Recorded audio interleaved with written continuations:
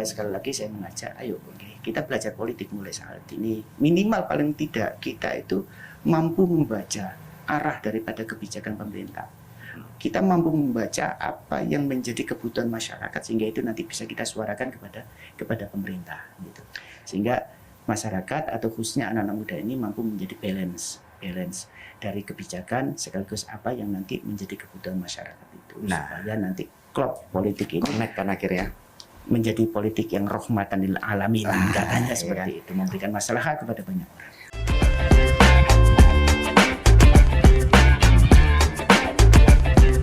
Halo Empower, selamat datang di podcast Suara Rakyat sama Fadar sekarang. Dan Fadar jalan-jalan ke Lamongan, ke Ponpes Sunan Derajat. Sama Fadar sudah ada guru di sini yang juga anggota DPR Jatim kebetulan Mas ya. Ada Mas Iwan Junai, apa kabar Mas? Assalamualaikum. Waalaikumsalam. Alhamdulillah sehat. Kalau nggak selalu. Yang penting itu Mas, yang penting itu. Dan kalau nggak diundang ke sini nggak mungkin aku jalan-jalan ke sini Mas. Ya. Bablas Tanjung Kodok biasanya. Di sini harus itu. Mungkin Lamongan ini. Pas sunset kan Mas, bagus kan katanya. Kali ini kita bakal ngobrolin hal yang orang-orang itu sering suzon Mas. Memang kan Empower itu isinya buaya ya negatif thinking. Betul. Wah politik sekarang itu jauh dari rakyat, tidak berpihak pada rakyat gitu kan. Isinya kepentingan semua. Mumpung sama panjenengan. Apa ya iya toh Mas sebenarnya? Ya iya, juga sekaligus enggak. Loh, kok bisa? Ini di tengah-tengah ini gimana konsepnya Mas? Gimana? Jadi gini Mas Vanhar. Artinya memang seharusnya idealnya itu memang politik itu kan ini kita tarik, mohon maaf, ini karena saya terbiasa itu berbicara dari basic saya sendiri. Karena saya dari pesantren ya. Di pesantren itu kita masih ingat dulu itu pernah diajarkan oleh kiai kita. Jadi ar-ra'iyatu manutun bil maslahah. Itu pemerintah itu, kebijakan itu seharusnya satu tujuannya, harus mencukupi kebutuhan. Kebutuhan siapa? Tentunya kebutuhan masyarakat. Oh ya, benar sih kalau kayak gitu Mas. Jadi itu dulu di pesantren diajarkan. Jadi di pesantren jangan salah loh ya. Artinya hanya belajar fikih saja atau hanya diajarkan sholat, puasa, ngaji, betul. Di pesantren itu yang namanya kitab kuning itu ada pasal-pasalnya, ada pasal politik, ada pasal itu semuanya diajarkan. Nah, di antara yang pernah saya dengar dari kiai saya, guru saya itu. Nah, inilah sebenarnya idealitas daripada sebuah politik. Tapi seharusnya itu. Jadi segala daripada kebijakan yang dikeluarkan oleh pemerintahan itu seharusnya itu harus berbasis satu, berbasis tunggal, yaitu bagaimana kita mencukupi kebutuhan masyarakat. Itu dulu sebenarnya. Dan itu sudah diajarkan secara falsafah di pesantren. Karena latar belakang panjenengan akhirnya tetap istiqomah di situ. Jadi sebenarnya kalau ada yang bilang politik jauh dari rakyat, enggak loh sebenarnya. Ya ada lah mungkin beberapa lah ya, tapi jadi idealnya itu enggak sebenarnya, tapi realitasnya ini yang masalah gitu kan. Realitasnya kan seperti itu gitu kan. Karena apa? Karena ya mohon maaf yang sering terjadi itu segala sesuatu kebijakan dalam bentuk apapun itu tidak bisa kita lepaskan dari yang namanya politik kepentingan kita masing-masing. Itu masalahnya. Iya. Problemnya di situ. Jadi di sini memang perlu adanya semacam kayak penyadaran kita secara bersama-sama ya, bahwa ayolah siapapun kita, apakah di birokrasi, apakah di legislatif, kita mencoba untuk selalu memperbaiki diri kita, untuk kita kembali kepada apa ya, kembali kepada akarnya tadi itu kita mencoba apapun yang kita lakukan, apapun yang kita telurkan pada kebijakan itu, ayo, dan itu harus kita jaga secara istiqomah. Nah, susah loh Mas. Susah banget. Kalau menurut panjenengan sendiri yang bisa bikin Mas Iwan itu tetap istiqomah, apa sih sebenarnya Mas? Dekat dengan masyarakat Mas. Harus ya itu ya? Harus. Oh ya jelas ya kalau itu ya pasti. Kuncinya. Karena apa? Karena gini, sering sekali kita itu ngapunten. Sebuah kebijakan itu kadang-kadang itu dasarnya itu hanya dilihat dari awang-awang aja gitu. Ya nggak boleh toh. Itu masyarakat mau dilihat dari atas gitu kan. Kira-kira kebutuhannya masyarakat apa ya? Kira-kira dong. Nah, itu yang jadi bahaya. Iya. Lah padahal apa? Masing-masing daerah, masing-masing individu itu tentunya memiliki karakter kebutuhan masing-masing. Betul. Nah, sehingga kebijakan pemerintah itu seharusnya juga seperti itu. Artinya harus mencukupi kebutuhan masing-masing itu. Kalau orang Jawa bilang ojo dikebiak uyah. Lah, karena daerah A, daerah B, daerah C ini punya kebutuhannya masing-masing nih. Cuman apesnya loh Mas Iwan, ini kan masyarakat sudah kadung suzon, sudah kadung stigmanya negatif. Akhirnya itu kayak males. saya nggak tahu apakah di lapangan Mas Iwan menemui ini, kan 2 periode kan di DPRD Jatim. Ada perubahan nggak di ketika reses itu semakin sedikit misalnya yang usul karena alah percuma usul ya gak ngarawono wujudnya. Wah, Mas. Aduh, ya. Jadi kadang-kadang ya mohon maaf, itu memang sering sekali kita temuin di masyarakat juga seperti itu nih. Oke. Nggak tahu apakah itu karena mereka itu sudah jenuh, apakah mereka itu sudah putus asa atau bagaimana, itu sering kita itu. Pak, yang penting kita ngopi-ngopi Pak ya, nanti kita dapat sangu aja setelah itu. Kadang-kadang guyonan itu ada, walaupun 1-2 guyon seperti itu, tapi apapun juga itu adalah suara, suara hati. Betul. Walaupun kayaknya guyon, tapi sebenarnya itu sebenarnya kayak mereka itu alah percuma Pak aku usul gak wujudnya kan. Betul. Ada pesan tersirat seperti itu. Iya. Nah, itu kenapa itu sering terjadi? Karena banyak faktor sebenarnya. Ya mungkin karena legislatifnya itu tidak mau memperjuangkan. Atau legislatifnya sudah memperjuangkan, tapi memang tidak ada nomenklatur yang memperbolehkan untuk membantu itu, umpamanya. Oh, ruangnya nggak ada. Ruangnya nggak ada. Oke. Nah, kalau ruangnya nggak ada, nggak bisa dimunculin, Mas? Ya nggak bisa. Diusulkan gitu, Kak? Ya nggak bisa. Loh, harus nomenklatur, harus sesuai. Jadi mohon maaf, ini juga sebagai informasi juga kepada masyarakat semuanya nih, bahwa apapun yang diajukan oleh masyarakat itu apa istilahnya, objek bantuan itu atau yang diusulkan itu harus sesuai apa yang ada, yang tertera pada nomenklatur yang terdapat pada SIPD. Oke, jadi kalau misalkan nggak ada di situ, mau didorong kayak gimana? Nggak bisa. Ganti tahun anggaran? Nggak bisa. Ya kecuali kalau SIPD-nya itu nomenklaturnya tambahin. Oke. Nah ini mungkin salah kaprahnya di sini. Akhirnya masyarakat menilai, wah nggak mau perjuangan Pak. Betul. Padahal sebenarnya bukan tidak diperjuangkan. Sudah, cuman ya nggak bisa mental istilahnya. Oke, ada batasan-batasan yang memang nggak bisa ditembus. Jelas nih nggak angel Mas Ngapunten. Ini kan lain soal nih. Ya, itu balik mana Mas? Ya, balik mana kedekatan kita dengan masyarakat itu. Kalau seandainya sudah dekat kan enak ya. Kita ngomong Pak Ngapunten saya itu mana kan bisa aja. Tetapi kalau umpamanya tidak ada kedekatan, secara emosional juga tidak ada kedekatan.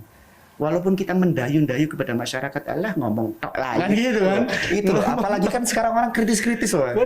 Kalau cuma ngomong pas reses, angkat tangan, terus ngomong, "Halo Pak, sojok janji tok." Aman tuh. Kadang itu kan orang langsung TikTok gitu kan dimuncul viral. Rumit kan kehidupan. Lagi lah, mungkin dengan hal-hal seperti itu ya perlu juga kita sampaikan kepada masyarakat. Ya ada banyak faktor, tapi ya tolong jangan dikebiah uyah, gitu kan. Jangan biar ngapunten, biar kita juga secara kerja juga apa ya, tidak nyaman gitu nyaman, tidak mendapatkan beban kita kok disalahkan terus ya kan, biar nggak kuat gitu kan. Karena kan kerja kalau pressure-nya terlalu kuat dan nggak bisa ngapa-ngapain ya bingung ya Mas ya. Itu dia sih. Jadi sebenarnya kuncinya adalah ayo kita balik lagi dekat secara emosional dengan rakyat. Itu yang paling aneh sebenarnya. Jadi ada banyak manfaat ini. Kenapa kita harus dekat-dekat dengan masyarakat? Satu, yang paling utama adalah biar kita tahu permasalahan yang sesungguhnya yang dihadapi oleh masyarakat. Karena apa?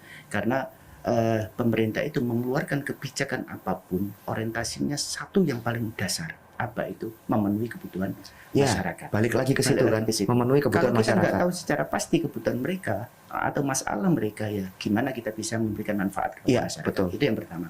Kemudian yang kedua, tentunya sebuah politik yang baik, politik yang baik itu adalah politik yang berkesinambungan. Artinya berkesinambungan di sini itu tiktokan. Nah, ada kalau Gen Z sekarang itu bilangnya apa? TikTokan. Jadi ada TikTokan itu antara masyarakat dengan pemerintah maupun dari legislatifnya. Komunikasinya jalan. Betul. Ini perlu karena apa? Karena kebijakan yang dikeluarkan oleh pemerintah itu ya butuh juga untuk dievaluasi, butuh juga untuk dikritisi, dan agar apa, sekali lagi balik kepada dasar politik atau birokrasi itu untuk memberikan kemaslahatan, kan gitu kan? Kemaslahatan itu kan kata kuncinya di situ. Nah, kalau tidak ada TikTokan seperti ini, akhirnya apa ya? Mohon maaf, mungkin pemerintah itu arogan kan? Jatuhnya seperti itu kan? Arogan, pokoknya ini loh menurut konsep saya itu harus program ini, padahal itu tidak menyentuh substansi kebutuhan masyarakat kan gitu. Nah, ini harus ada TikTok. Bisa jadi di sebelum-sebelumnya kan seperti itu Mas. Akhirnya menciptakan kondisi masyarakat yang jadi kritis dan males ya kan. Kritisnya kritis kalau tetap usul nggak apa-apa. Tapi ini kritisnya malah menjauh. Nah itu. Tantangan panjenengan ya kan, apolitis, apatis. Tantangan panjenengan sebagai anggota DPRD yang harusnya jadi jembatan. Wasilah, itu seperti apa Mas? Tantangannya pasti berat loh ini soalnya. Ya itu tadi Mas. Artinya kalau saya secara pribadi ya mohon maaf, semaksimal mungkin saya mencoba untuk tidak menutup komunikasi ya. itu tidak menutup komunikasi. Saya sering sampaikan kepada di saat reses maupun di saat ada sosialisasi kepada masyarakat ya. Saya mohon maaf Bapak Ibu, jadi WA saya insya Allah 24 jam, bukan hanya 24 jam, mungkin 25 lah. 25 jam, hari itu insya Allah ada. Ya cuman ya itu tadi, kalau seandainya saya agak telat balas, ya pun maaf, karena kadang-kadang ketumpuk gitu loh, WA itu sudah ketumpuk akhirnya. Tapi insya Allah, apakah nanti saya penuhi maupun tidak apa yang jenengan sampaikan itu insya Allah nanti pasti akan saya respon. Nah minimal itu saya akan mencobanya supaya tidak ada keterputusan di komunikasi antara kita itu dengan Bawaslu dan kita, supaya jembatannya tetap ada dan suara-suara dari masyarakat, usulan dari mereka itu tetap terdengar, paling enggak didorong lah. Karena kan kalau berhasil atau enggak itu sudah beda konsep gitu kan. Yang penting itu tadi, jadi ada semacam kayak himmah, kalau istilahnya itu himmah itu keyakinan kita atau satu yang menjadi dasar kita bahwa apapun yang disampaikan oleh masyarakat itu tentunya masyarakat secara mayoritas ya, bukan individu loh ya. Kita nggak mungkin lah kalau untuk mencukupi kebutuhan individu per individu itu kan iya kan, ada berapa ratus ribu orang kan. Dapil Panjenengan aja yang Gresik Lamongan kan berapa juta lah, berapa juta udah hitungannya kan, ya nggak mungkin per individu bisa jadi kita tetap istilahnya kalau memang itu menjadi sebuah prioritas dari kebutuhan mayoritas maupun komunitas kan, komunitas itu ya insya Allah kita perjuangkan semaksimal mungkin ya, walaupun saya tidak janji, ngapunten, kenapa? Kita nggak boleh janji lah, karena ya kondisi politik, kondisi itu ya kayak gitulah ya. Kadang oke, tiba-tiba enggak, ya kan. Kita khawatirnya seperti itu. Kalau pas oke aman, gimana kalau pas enggak ya kan ya gitu. Itu tadi contoh, umpamanya kalau saat ini sudah kita perjuangkan maksimal, tapi nomenklatur di SIPD nggak ada, mau apa kita? Lah, itu dia kan, udah nggak bisa diapa-apain gitu kan. Angkat tangan kita. Kecuali nomenklaturnya diubah. Dan itu sudah bukan ranah dari teman-teman DPRD. Bukan, itu Kementerian Dalam Negeri. Waduh, langsung ke pusat ya kan. Jadi keywordnya adalah nggak apa-apa, tetap aja usul gitu kan. Usul aja. Karena kalau kamu nggak usul Empower, ya gimana kita bisa dapat data? Teman-teman di DPRD Jatim nggak bisa dapat data. Betul. Oke, Father punya banyak pertanyaan Mas Iwan. Tapi kamu jangan kemana-mana Empower. Tetap di podcast Suara Rakyat.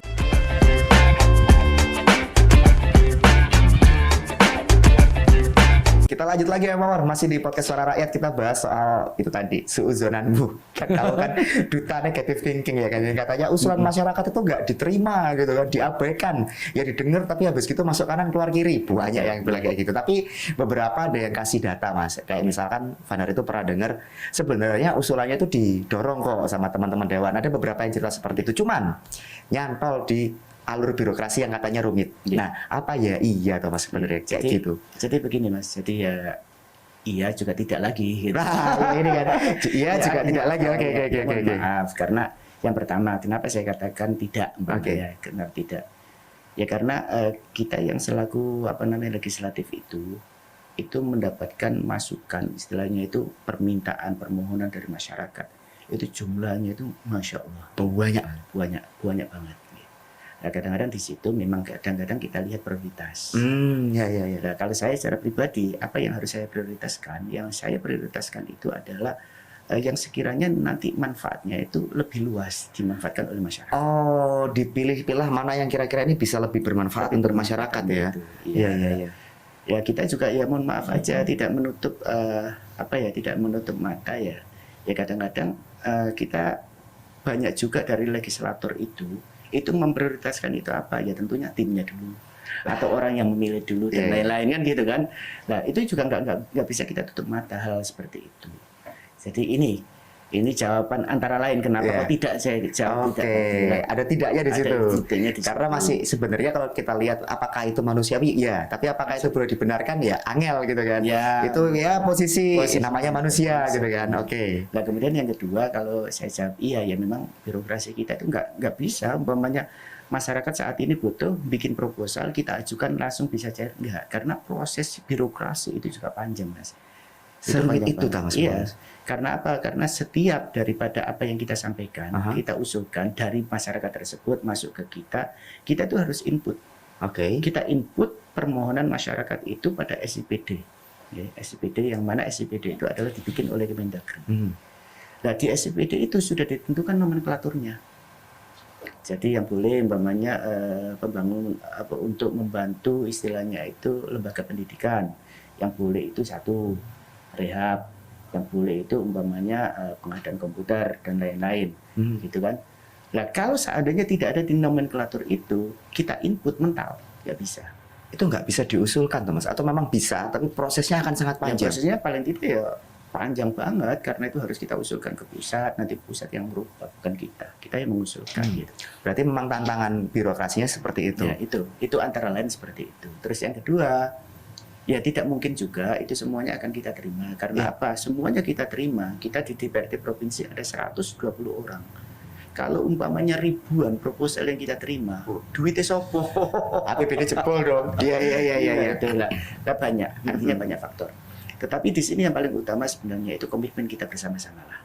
Artinya apakah itu eksekutif, apakah legislatif, sekaligus masyarakat, ayo.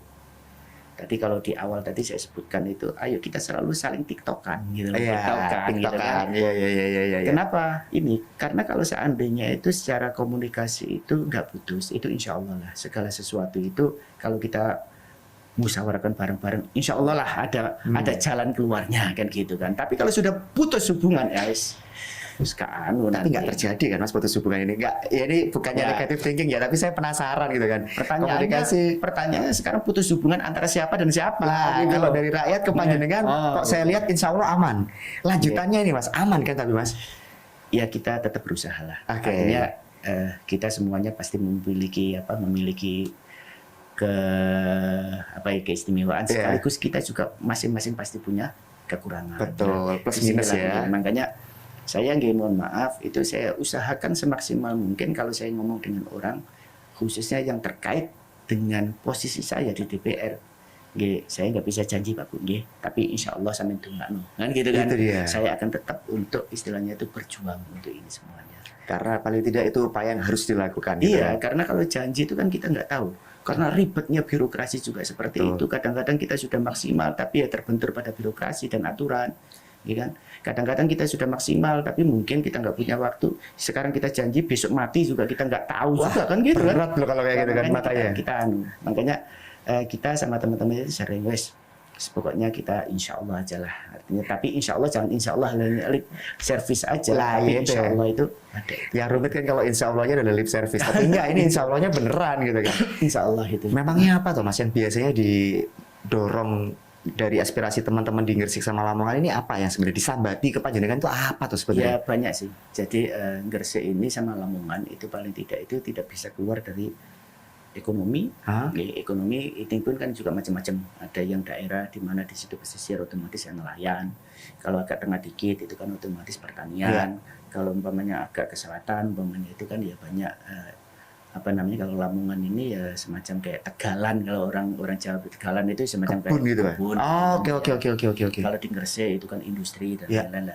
Tentunya permasalahan itu ya tidak bisa lepas dari itu tadi. Jadi antara lain peningkatan perekonomian masyarakat itu sesuai dengan anunya itu, susah cari kerja istilahnya itu, terus susah istilahnya itu kayak nelayan itu ya nggak selalu dapat tangkapan yang bagus. Pertanian juga seperti itu, kadang panennya jelek, kadang-kadang kebutuhan pupuk, kebutuhan itu. Terus kemudian dari sisi pendidikan itu yang sering loh ya yang disampaikan oleh yang sering masuk ketika panjenengan reses misalnya. Reses itu. Kadang nggak cuma reses sih, sambat langsung WA gitu kan, muncul nggak jauh-jauh dari area itu kan. Iya. Tapi kan kadang orang itu Mas kalau diceritain gini aja nggak ada buktinya itu kan masih tidak percaya. Malah paling cerita tok gitu kan. Ada nggak sih Mas cerita nyata bahwa ini loh Mas Iwan Junai itu berhasil, ada usulan masyarakat yang meminta apa dan berhasil diwujudkan di tengah rumitnya alur birokrasi tadi Mas? Jadi itu saya banyak banget ya karena apa, setiap tahun itu proposal masyarakat yang kita ajukan ke pemerintah itu mohon maaf itu kalau ada beberapa teman itu hanya dibatasi hanya berapa proposal gitu aja biar nggak ribet dan lain-lain kan gitu kan. Kalau saya enggak, jadi saya itu sering ada alokasi, umpamanya sekarang itu ada alokasi per anggota dewan itu untuk mampu dan bisa menyalurkan, istilahnya menyalurkan daripada anggaran, bukan megang anggaran, menyalurkan tapi aja. hanya menyalurkan aja. Kalau pegang beda konsep kan? Beda konsep kalau pegang konsep itu. Iya. Artinya itu apa?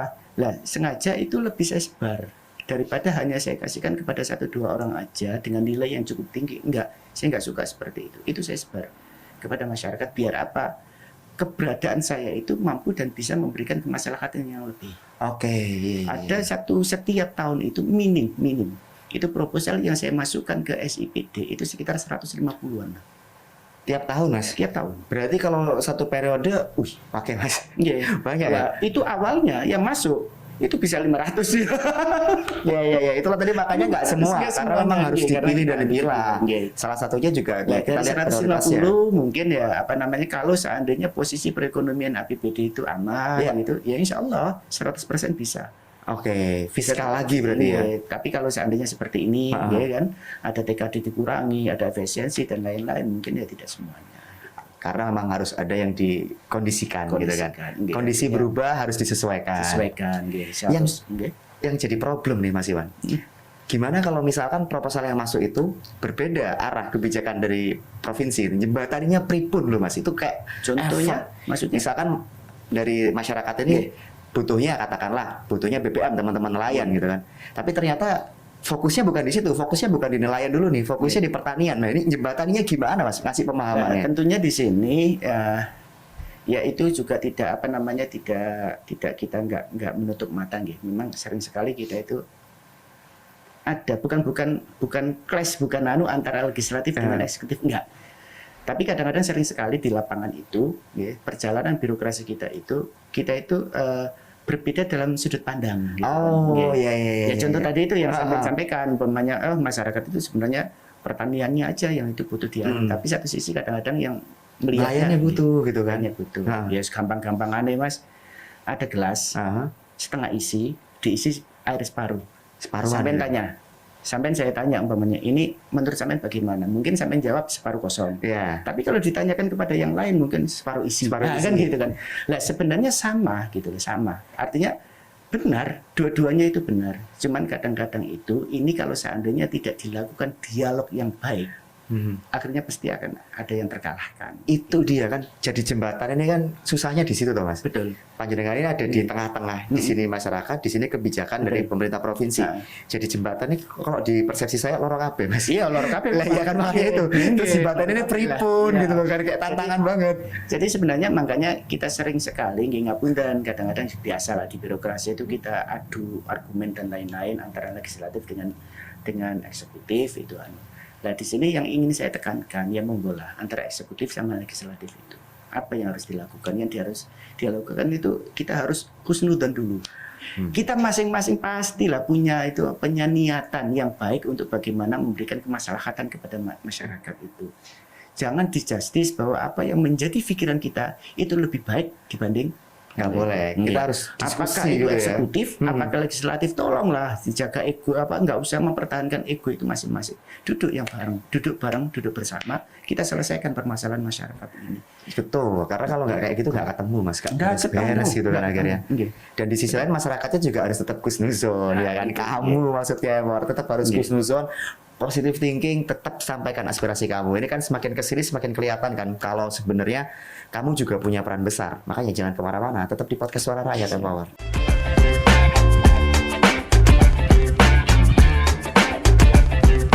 Lanjut lagi ya Mawar, masih sama Vandar dan Mas Iwan Junai di sini. Tadi kan kita bicaranya soal birokrasi nih Mas ya.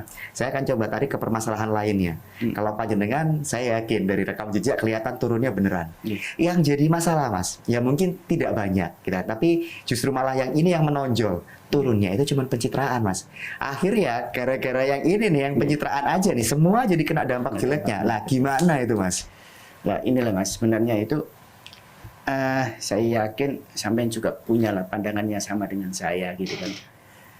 Sebenarnya permasalahan ini itu adalah permasalahan politik yang cukup mendasar di bangsa kita. Oke. Gitu. Artinya apa? Artinya sering sekali politisi-politisi kita maupun birokrat-birokrat kita itu, maupun ya kita katakanlah bahwa pemerintahan kita itu yang sering sekali itu adalah yang dinilai itu bukan pada substansi permasalahan, tapi ada sesuatu faktor iklim. Ya contoh aja, mohon maaf, kita sudah terkenal dengan politik yang 5 tahunan sekali kan gitu kan. Cycle-nya di situ ya. Cycle-nya kan gitu. Betul. Nah, Akhirnya itu apa? Mereka itu hanya itu berpikir, piye sih elektabilitas saya di saat nanti saya akan mencalonkan lagi. Lah itu. Oke. Nah, disinilah sebenarnya permasalahan. Jadi permasalahan yang cukup mendasar. Kalau menurut versi saya ya, kalau memang kita itu kepingin merubah bangsa kita ini, daerah kita ini secara birokrasi agar bisa lebih baik, sistem politik kita itu harus diperbaiki terlebih dahulu. Tapi berat loh itu, Mas. Itu berat memang, itu berat. Iya. Memang itu banyak sekali orang-orang yang mengatakan bahwa orang-orang yang berkepentingan itu mengatakan seperti tapi berat. Karena apa? Karena ya sekali lagi politik ya memang kepentingan kan gitu. Iya sih. Masalahnya di situ. Tapi ya kita paling tidak itu secara bersama-sama ayolah. Kita pelan-pelan walaupun nggak bisa menghilangkan 100%, ya minimal paling tidak itu ayo kita geser, kita kurangi 5% atau 10%, itu sudah lumayan. Nggak usah langsung ekstrim lah, pelan-pelan aja. Ekstrim, ya. Karena itu sudah terbukti, Mas. Ya mohon maaf, kadang-kadang itu cara berpikir kita, ya mohon maaf, kadang-kadang saya juga secara pribadi ya kita harus fair lah. Ya. Kita walaupun sudah berusaha semaksimal mungkin untuk ya karena posisi kita legislatif harus dekat gitu kan. Tapi yang mau nggak mau di hati kecil, awas loh ya nanti itu. Nah, itu kan manusiawi kan. Itu nggak bisa, Mas. Masih manusia. Betul. Itu yang pertama. Kemudian yang kedua, kita contoh aja kebijakan-kebijakan yang dikeluarkan oleh pemerintah. Kadang-kadang ngapunten soal nama saja. Koyo-koyo itu kuabe kepengin duwe monumen. Iya, itu dia benar. Perkara nama loh ini cuma kan. Nama. Iya. Padahal ngapunten. Satu aja ya, satu umpamanya kementerian atau satu OPD aja dinas di provinsi umpamanya diganti nama, umpamanya dinas pendidikan umpamanya diganti umpamanya dinas tarbiyah umpamanya. Coba berapa biayanya? Oh jelas Mas, ada map, pelang nama, kop surat, wake Mas. Wahnya Mas. Dan itu yang digunakan ngapunten uangnya siapa? Ya balik lagi uang pajak kita juga. Iya.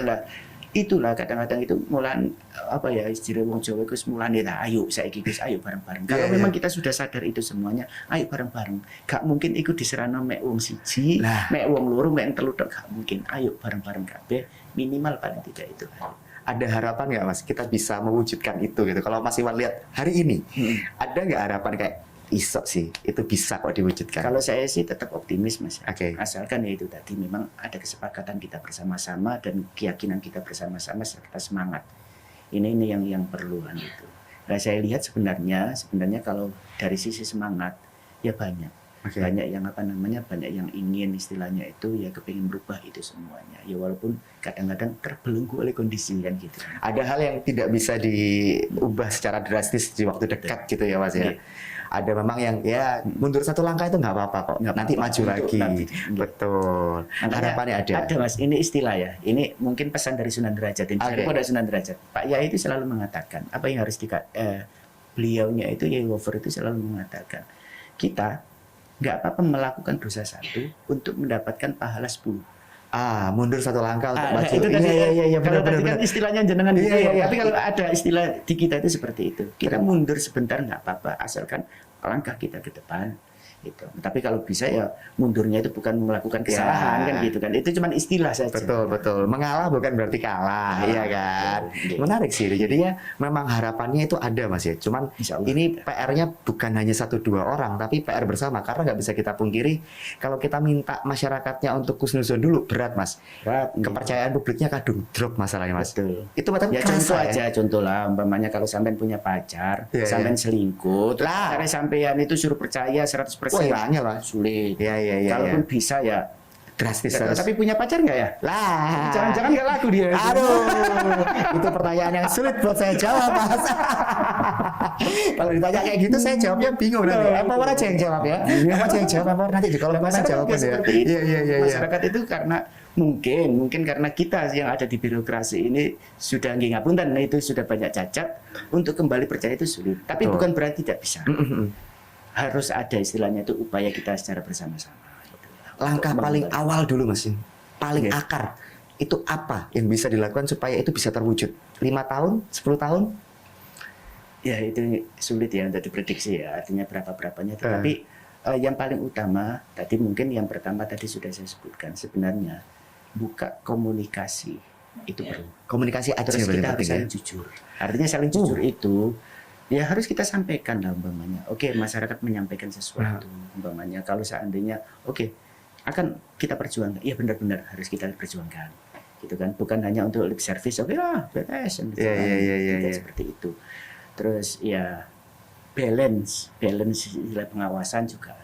Mungkin kita selaku legislatif kita mengawasi dari apa yang ada di eksekutif, tapi kita juga perlu pengawasan dari masyarakat kan gitu kan. Jadi kita tuh saling ngawasi. Insya Allah kalau kita itu membuka diri untuk mau diawasi oleh masyarakat, kemudian kita juga mau istilahnya itu selalu membentuk atau menciptakan komunikasi yang baik dengan masyarakat, sekaligus nanti kita menjadi jembatan antara masyarakat dengan eksekutif, baik insya Allah. Kalau kasih pendidikan politik ke anak-anak muda gimana Mas? Mereka ini kan pada akhirnya nanti akan menggantikan posisi kita, iya kan? Mereka akan jadi calon pemimpin gitu Mas. Perlu nggak? Karena supaya mereka kuat gitu Mas. Sangat perlu itu. Karena apa? Karena ya sekali lagi segala sesuatu yang diciptakan kebijakan apapun yang diciptakan oleh pemerintah itu dasarnya semuanya politik. Harga cabai aja ditentukan oleh politik loh Mas. Harga terasi aja ditentukan oleh politik lah. Di sini tuh nggak boleh. Artinya generasi muda kita ini kalau memang kepingin menciptakan Indonesia ke depan itu lebih baik, kita jangan istilahnya itu aras-arasan. Nih wong Jawa jangan malas-malasan. Jangan apatis terhadap betul. Wis kadung tapi Mas, banyak loh Mas. Nah itu perlu. Anak-anak muda yang sekarang, ayo kita ubah sistem dari dalam. Alah enggak, nanti kalau masuk ke sistem podo ae katut ketakutan kayak gitu, celutukan kayak gitu kan. Makanya ada istilah Mas, nggih ngapunten. Sebenarnya itu kerusakan sebuah birokrasi atau politik itu bukan karena rusaknya orang-orang yang ada, itu bukan. Tapi karena apa? Ada kan istilah seperti itu. Iya. Tapi karena apa? Karena ya orang-orang yang baik itu nggak mau untuk berpolitik, itu masalahnya. Gimana biar mereka mau Mas kalau kayak gitu Mas? Itu makanya harus selalu kita dorong. Khususnya untuk anak-anak muda, ayo jadi kita libatkan proses-proses politik, umpamanya ada sosialisasi maupun ada pendidikan politik yang mereka kita datangkan. Kita ajak mereka diskusi tentang politik dan lain-lain. Kita berikan kesadaran kepada mereka, sebenarnya ini loh posisi politik itu seperti ini. Itu sangat vital. So far susah nggak Mas? Nggak gandeng mereka yang muda-muda ini? Kalau saya sih sementara ini pengalaman saya, mboten aman Mas. Artinya anak muda itu umpamanya, ya mohon maaf, ngopi dok, ngopi di kafe mana umpamanya, kita ngopi ya mereka juga tanya tentang politik, kita di situ ya diskusi masalah politik biasa kok. Tinggal itu tadi, jadi teman-teman muda itu sebenarnya perlu untuk dilakukan pendekatan kepada mereka. Jangan malah dijauhi. Gitu kan. Nah sementara ini kan hanya di anak-anak muda itu kayaknya hanya diiming-iming. Ini loh yang perlu itu pokoknya masalah teknologi informatikanya aja kan gitu kan. Padahal bukan hanya itu saja gitu loh. Karena ke depan siapa yang ngisi masalah politik ini? Mereka dan itu kadang mereka itu nggak maunya bukan karena nggak mau banget, tapi karena nggak disentuh Mas. Nggak diajak. Soalnya mereka itu kan kritis nih Mas. Biasanya itu kan bikin telinga itu kan panas. Nah ya ini gimana? Harus ada empati. Menumbuhkan empati itu kan juga nggak gampang Mas. Kalau yang dari kasus Panjenengan gimana Mas? Pasti kan kritik-kritik dari mereka itu kan luar biasa pedes ya kan. Betul. Gimana Mas supaya bisa tahan gitu kan? Ya saya itu sebenarnya kalau dikatakan tahan ya nggak tahan juga. Karena memang kritis banget mereka kan. Tapi selalu jadi yang paling penting bagi saya itu gini. Jadi kita itu tidak mungkin kita itu sempurna terus. Kita juga pasti ada kekurangannya.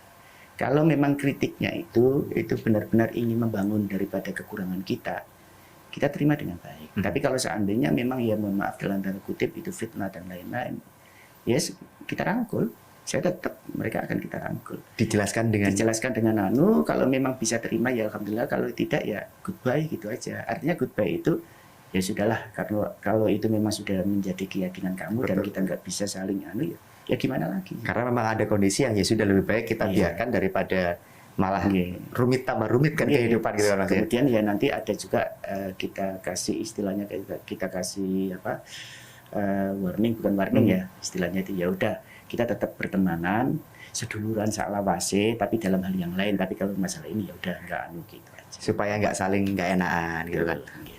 Aman sih kalau dari kasusnya Mas Iwan, anak-anak mudanya suportif gitu Mas. Alhamdulillah. Tapi banyak di luar sana yang apolitis Mas. Kadang dikasih tahu itu butuh sekali, 2 kali, 3 kali, 4 kali nggak mempan.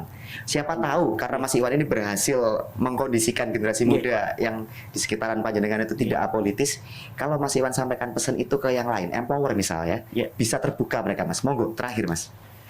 Jadi sekali lagi saya sangat berharap kepada teman-teman muda lah khususnya nggih. Karena posisi dan kondisi bangsa kita ke depan itu 100% itu apa? Itu tergantung kepada anak muda saat ini. Nggih. Karena yang tua-tua kayak kita-kita ini ya umurnya tinggal berapa sih kan gitu kan. Jadi nanti estafet daripada kepemimpinan bangsa ini itu tentunya ada pada pundak anak-anak muda saat ini.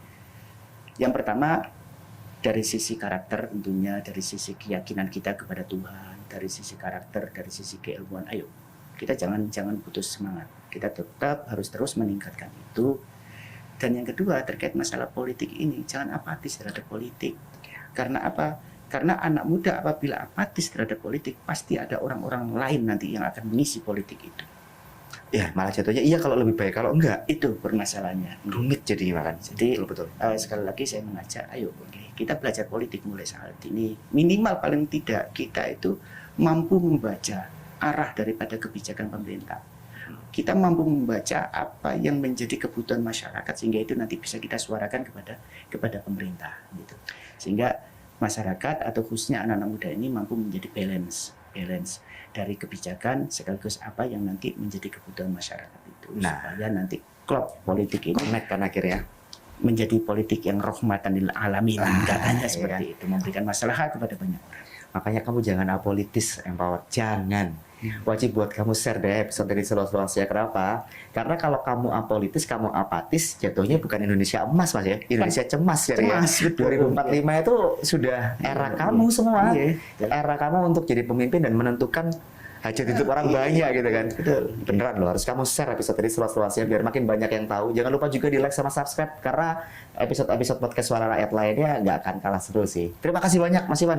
Sama-sama. Wah, cukup mencerahkan suuzon yang biasa selama ini kita diskusikan. Van yang mau diskusikan sih bahwa ternyata bukan tidak berpihak pada rakyat, tapi ya memang akan ada beberapa kondisi. Iya. Dan nggak memungkinkan. Nah, tapi apesnya yang muncul yang ketika kondisi tidak memungkinkan itu, ya, Mas. konsekuensi harus Iya, kita terima itu. Yang pas aman nggak muncul gitu kan. Terima kasih banyak sekali lagi Mas Iwan. Sama-sama, matur suwun. Ya, Empower beneran loh. Jangan lupa di share, like sama subscribe ya. Fadan sama Mas Iwan pamit dulu. Terima kasih sekali lagi. Have a good day Empower. Assalamualaikum warahmatullahi wabarakatuh. Waalaikumsalam. Bye bye.